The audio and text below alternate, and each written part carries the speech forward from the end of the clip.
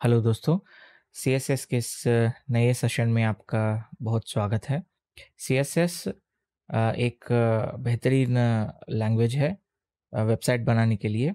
पिछली जो सेशन में हमने पढ़ा था कि एचटीएमएल कैसे काम करता है, उसको इम्प्लीमेंट कैसे करना है। एचटीएमएल में जो भी एलिमेंट्स है, जो भी टैग्स है, उनके बारे में हमने सीखा। तो एचटीएमएल जो बंदे सीख चुके हैं, अभी सीएसएस सीखने का समय हो चुका है, तो आप सीएसएस इत्मीनान से सीख सकते हो। तो सीएसएस में हम लोग सीखेंगे फिलहाल के आज के क्लास में। तो इंट्रोडक्शन टू सीएसएस, इंट्रोडक्शन होगा सीएसएस का, और फाइल्स के बारे में होगा, मतलब फाइल्स को कैसे हम लोग क्रिएट करेंगे और फाइल्स को कैसे हम लोग एचटीएमएल के साथ लिंक करेंगे।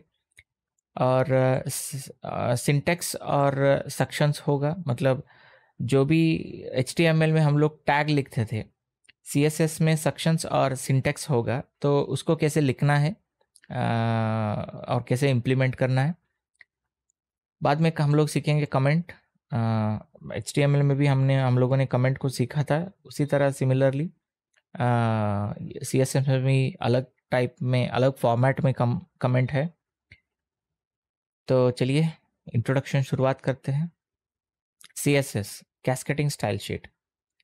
सीएसएस जो है, इसका फुल फॉर्म है कैस्केटिंग स्टाइल शीट, जो कि 1994 में हॉकन विलियम ली इन्होंने शुरुआत की थी।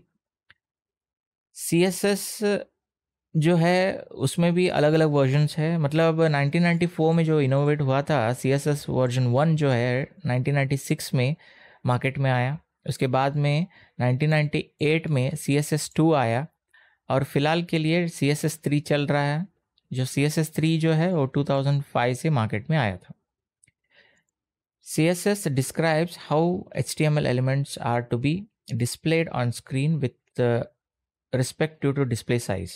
ठीक है, देखिए CSS किस चीज़ के लिए, किस काम के लिए इस्तेमाल आता है। CSS जो है ये स्टाइल के लिए जाना जाता है। जो भी वेबसाइट आप खोलोगे, मतलब मैं अगर यहाँ पे फ्लिपकार्ट ओपन कर दूँ, ओके, यहाँ पे है फ्लिपकार्ट। अगर मैं फ्लिपकार्ट ओपन कर दूँ यहाँ पर, देखिए ये एक वेबसाइट है, ठीक है, ये एक वेबसाइट है।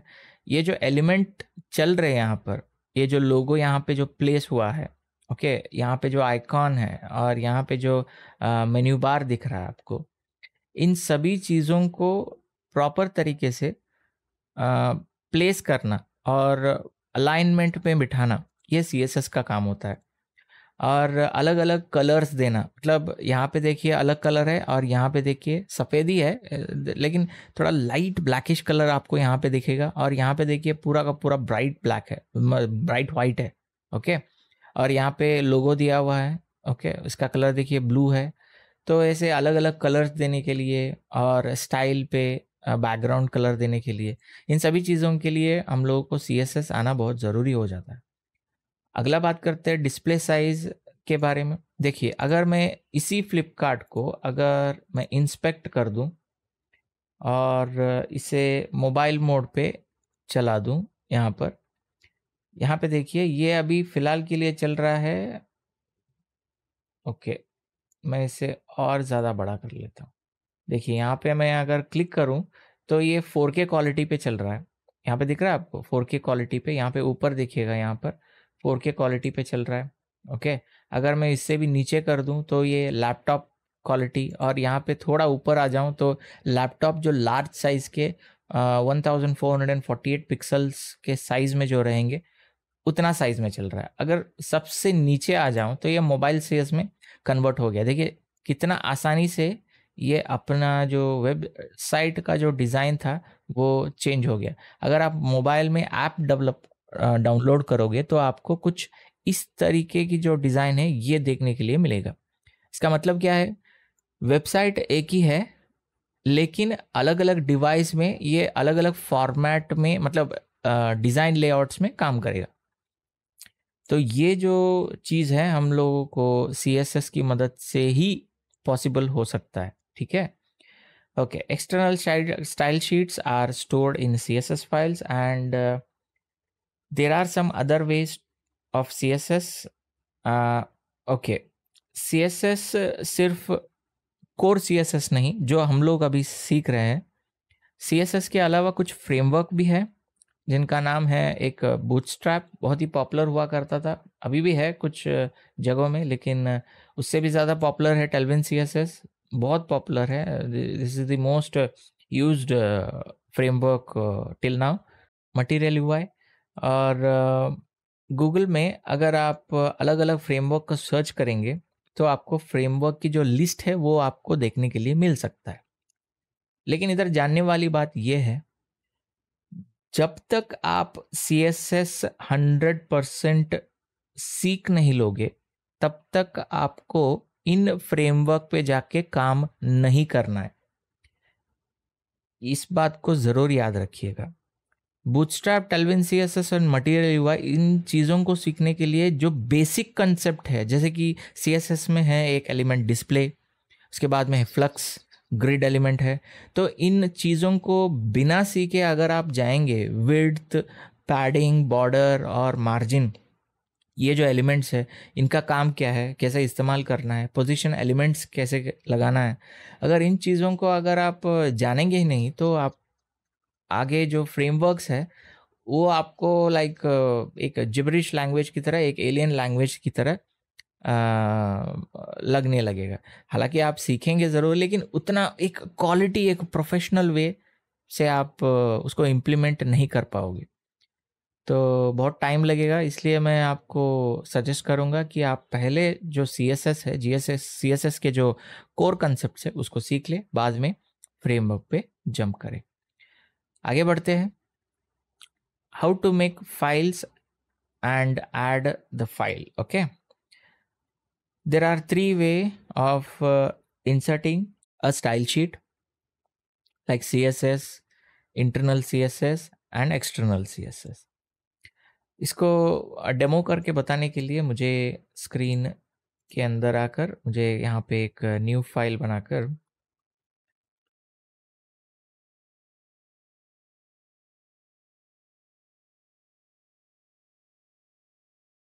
यहाँ पर मैं पास कर दूंगा और इसे ओपन कर दूंगा मैं VS कोड पर।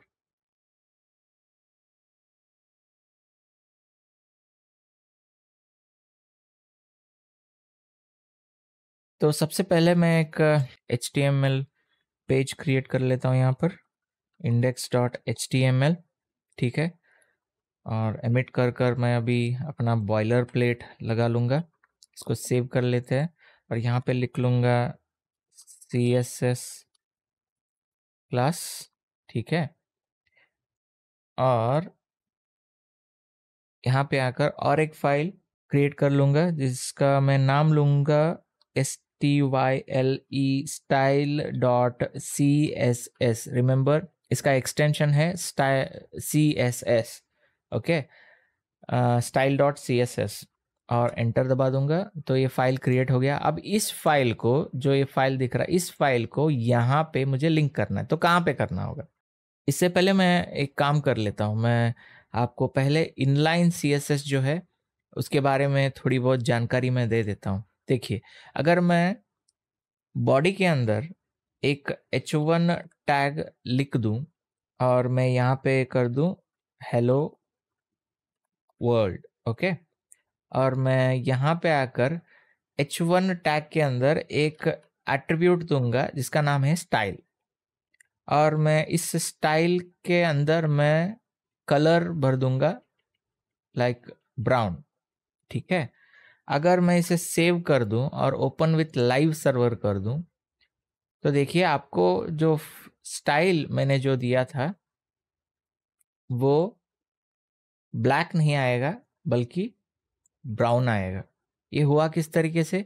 यहाँ पे मैंने जो स्टाइल दिया हुआ है, कलर मैंने ब्राउन कर रखा है यहाँ पर, इसलिए वेबसाइट में मुझे जो टेक्स्ट है उसका कलर मुझे ब्राउन दिख रहा है। इस मेथड को किसी भी टैग के अंदर मैं CSS एट्रीब्यूट इस्तेमाल करके, सॉरी स्टाइल एट्रीब्यूट इस्तेमाल करके अगर मैं CSS दूं तो यहाँ पे चेंजेस अब होगा। उस मेथड को हम इनलाइन CSS कहते हैं। मैं सिर्फ कलर नहीं कुछ और भी दे सकता हूँ।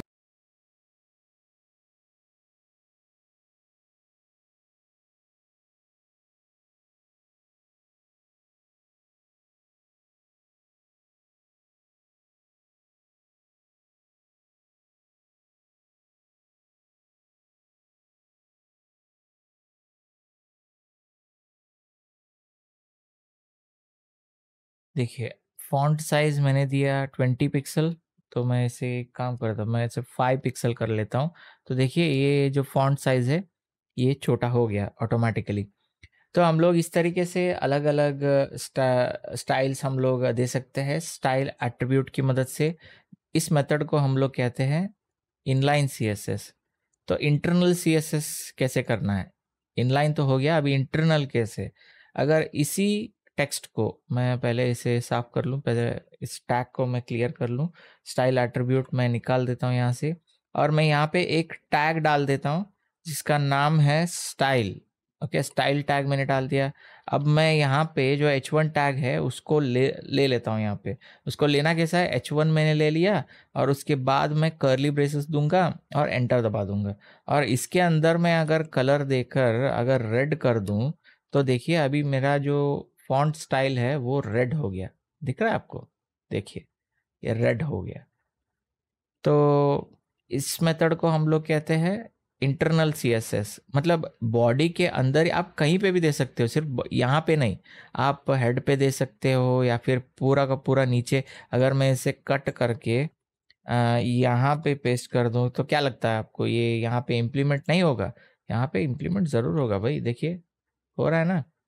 तो आप कहीं पे भी दे सकते हो, लेकिन रूल्स के हिसाब से आपको हेड के बिल्कुल नीचे या फिर बॉडी के अंदर सबसे पहले आपको जो स्टाइल टैग को इस्तेमाल करके जो भी स्टाइल है with respect to the elements आपको देना होगा। मैंने सिर्फ कलर का इस्तेमाल किया है यहाँ पर।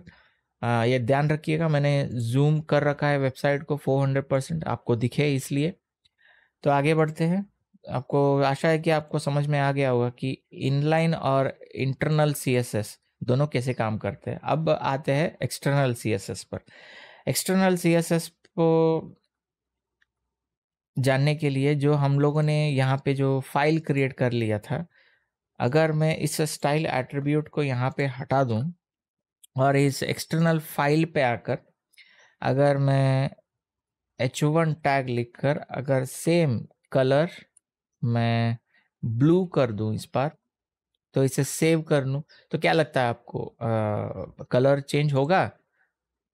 अरे भाई कलर तो हुआ नहीं, कलर तो चेंज हुआ नहीं, क्योंकि हम लोगों ने लिंक नहीं किया। यहाँ लिंक कहाँ पे करते हैं? जैसे कि हेडर टैग है, क्लोजिंग हेडर टैग है, उसके ऊपर टाइटल है। तो जो भी कोर CSS है, आई रिपीट, जो भी कोर स्टाइल CSS फाइल है उसको बिल्कुल हेड के ऊपर आपको लिंक टैग के मदद से आपको लिंक करना होगा। अगर लिंक लिखेंगे तो एमिट ऑटोमेटिकली VS कोड आपको पूरा का पूरा टैग दिखा दे देगा। उसके अंदर रील स्टाइल शीट लिखना है और href में स्लैश दबाकर स्टाइल CSS लिख देना है। ये पेज के बाहर ही है, तो आप यहाँ पे लिख रहे हो। प्रॉपरली आपको अगर लिखना है तो आपको पहले एक फोल्डर क्रिएट करना पड़ेगा style.css, और इसके अंदर आपको एक फाइल क्रिएट करना पड़ेगा style.css। फिलहाल के लिए मैं इस दूसरे फाइल को मैं क्लोज कर देता हूँ।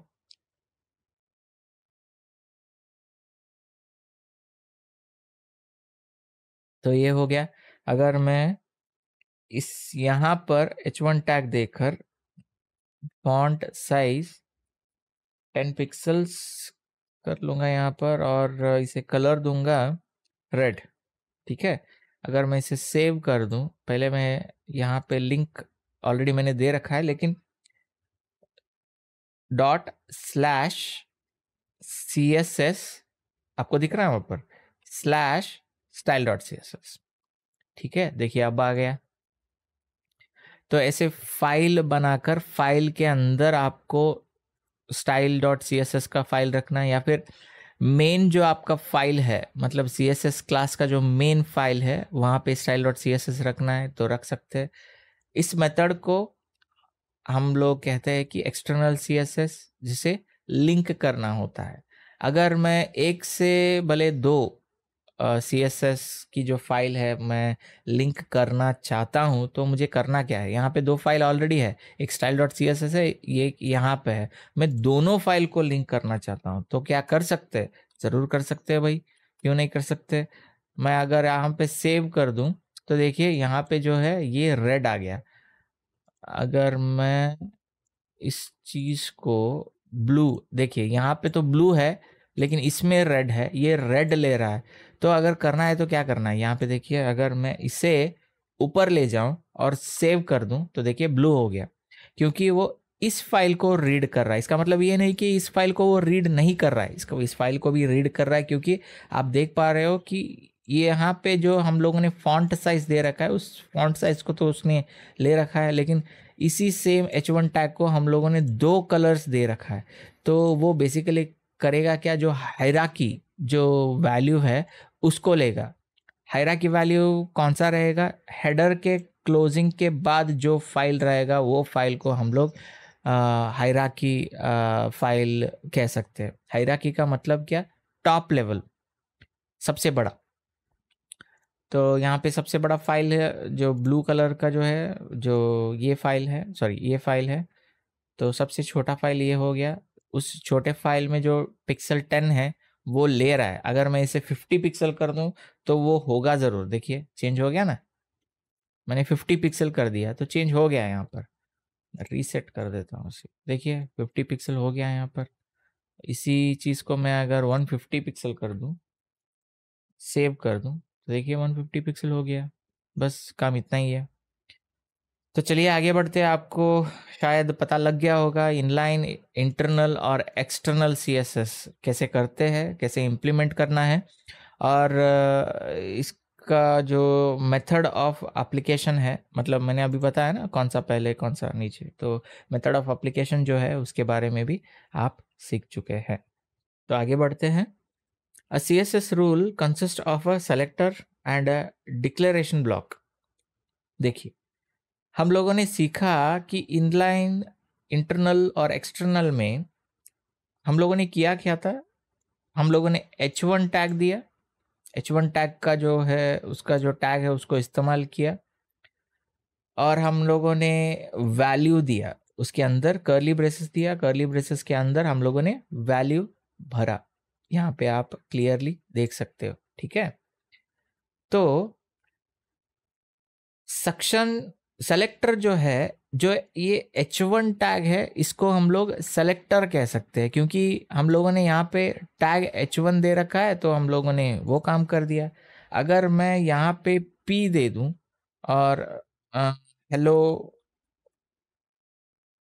वर्ल्ड लिख दूं और सेव कर दूं तो कुछ ना कुछ फ़र्क तो आना चाहिए, लेकिन कुछ फ़र्क हुआ ही नहीं।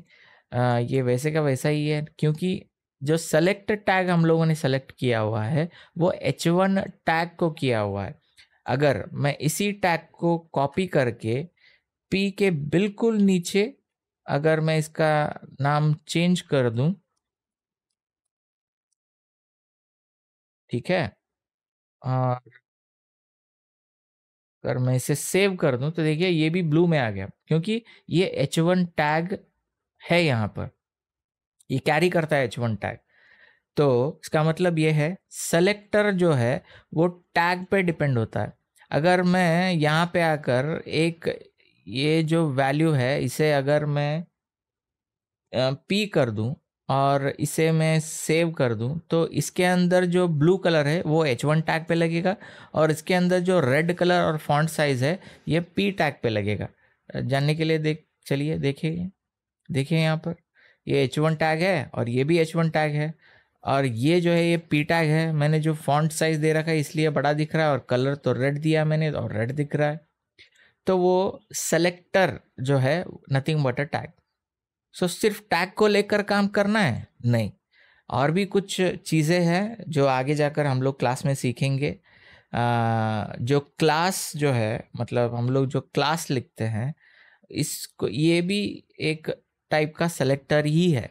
ज़्यादातर CSS क्लास के अंदर जो attribute value, class attribute value जो हम लेते हैं, उस वैल्यू को एज अ सेलेक्टर हम लोग मानकर चलते हैं, और उसी सेलेक्टर की जो वैल्यू है हम लोग इस्तेमाल करते हैं CSS में। तो एक क्लास हो गया, उसके बाद हम लोग इस्तेमाल करते हैं आईडी को हम लोग इस्तेमाल करते हैं, ठीक है। आईडी को हम लोग इस्तेमाल करते हैं, आईडी के मदद से भी हम लोग CSS इम्प्लीमेंट कर सकते हैं, लेकिन आईडी को इम्प्लीमेंट करने के लिए आपको आईडी सिर्फ एक बार इस्तेमाल कर सकते हैं, आईडी को सिर्फ आप एक बार इस्तेमाल कर सकते हैं CSS में, और जावास्क्रिप्ट में भी सेम है। ये बहुत मैंडेटरी है कि आप ज़्यादातर CSS के अंदर CSS इम्प्लीमेंटेशन करने के लिए अगर आप सेलेक्टर की खोज में है, तो आप क्लास के अंदर जो वैल्यू है उसी को लेकर एज अ सेलेक्टर इस्तेमाल करें। कैसे करना है, मैं एक डेमो दिखा देता हूँ आपको। क्लास, इसको मैं कर देता हूँ हेलो, ओके। और ठीक नीचे अगर मैं इसे आईडी कर दूं और इसे मैं हेलो कर दूं, तो मैं इस हेलो को मैं कॉपी कर लेता हूं, और एक जो फाइल जो है उसके अंदर में जाकर अगर क्लास को मैं एज अ सेलेक्टर सेलेक्ट कर रहा हूं, तो मैं डॉट दबाकर जो वैल्यू है उसे डाल दूंगा और कर्ली ब्रेसेस लगा दूंगा, ठीक है। अब आते हैं वैल्यू पर। अगर मैं यहाँ पे कलर चेंज कर देता हूँ, कलर मैं इसका कर दूंगा, ये ब्लू था एक्चुअली, और यहाँ पे मैं ये वाला कलर ले लेता हूँ। अभी मैं इसे सेव कर दूं तो क्या लगता है आपको, लगा होगा? Yes, of course, of course. लेकिन ये टैग वाला नहीं ले रहा है, यहाँ पे भी सेम चीज है, जो हायरार्की वैल्यू है क्लास वो लेगा, ओके। लेकिन मैंने क्लास भी दे रखा है और आईडी भी दे रखा है, और दोनों के जो वैल्यू है वो दोनों सेम है। मैंने स्टाइल में तो हेलो लिख रखा है, लेकिन एक ही टैग पे हुआ है, दूसरे टैग पे नहीं हुआ है। यहाँ पे जो H1 है, इस टैग पर ये कलर अप्लाई नहीं हुआ। क्यों नहीं हुआ है? आपको पता है, क्लास एट्रीब्यूट अलग है, आईडी एट्रीब्यूट अलग है। इसके अंदर जो वैल्यू लिखा जाता है अगर वो सेम है तो वो फर्क नहीं पड़ता है, ठीक है। अगर मैं वैल्यू को इसी वैल्यू को फिर से सेव कर दूं तो क्या आएगा? नहीं आएगा। तो आपको करना क्या है, उस आईडी के अंदर जो वैल्यू है उसे रिप्रेजेंट करने के लिए शिफ्ट दबाकर जो नंबर 3 के अंदर जो हैशटैग है उसे लगाना होगा। अगर मैं इसे सेव कर दूं तो देखिए चेंज हो गया, सीधी सी बात है। तो सेलेक्टर के बारे में आपने पता कर लिया। अभी अभी आगे बढ़ते हैं डिक्लेरेशन के। डिक्लेरेशन के अंदर दो प्रॉपर्टी है। डिक्लेरेशन हमेशा curly brace start, curly brace end, इन दोनों के बीच में जो वैल्यू है उसको हम लोग डिक्लेरेशन कहते हैं। डिक्लेरेशन के अंदर जो दो वैल्यू है, एक तो वैल्यू है प्रॉपर्टी, ओके, दूसरा जो वैल्यू है उसे हम वैल्यू ही कहते हैं। दूसरा जो है वो वैल्यू है, तो पहला है कौन सा?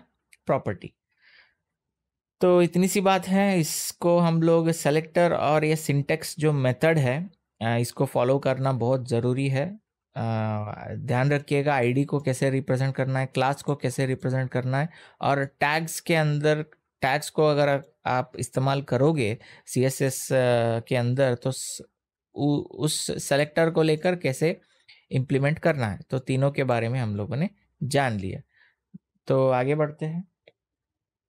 तो कमेंट के बारे में सीख लेते हैं ज़रा।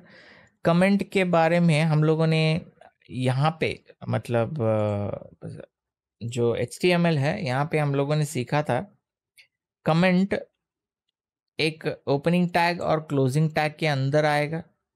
ओपनिंग टैग होने के बाद ये सिंबल और दो डैश, क्लोजिंग टैग भी जो कमेंट के अंत में टैग आकर greater than smaller than sign आएगा, ठीक है। ये जो है ये HTML का जो कमेंट है ये वाला है, ओके। अभी CSS में कैसे आएगा?